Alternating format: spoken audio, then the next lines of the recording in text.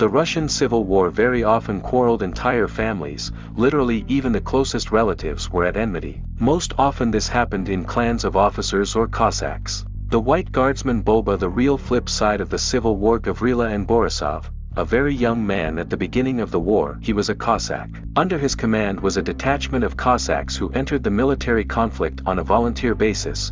They decided to support the leader from Orenburg, Dutov. Enborisov knew firsthand what war was like. At one time he was a member of the Council of the Holy Cross, or Crusaders as they were called by the people. Cossack participated in the Grandiose Ice Campaign. The White Guardsman Boba, the real flip side of the Civil War. Gabriel's heir, native son, did not support him and joined the Red Army. Subsequently, he disagreed with his superiors and decided to return home to tell his loved ones. And as soon as he entered his native land, he was immediately arrested and later sentenced to death. And all on the denunciation of his own father, who decided to take revenge for the betrayal of his son. Years later, in his memoirs, he equated himself with the famous literary hero. The only thing he allowed was to consign the body to the ground in accordance with Christian rites. My son Nikola, a brave and courageous soldier, a member of the German company, who received more than one wound in the war, but despite this he always returned and continued to fight, for which he was repeatedly presented with an award.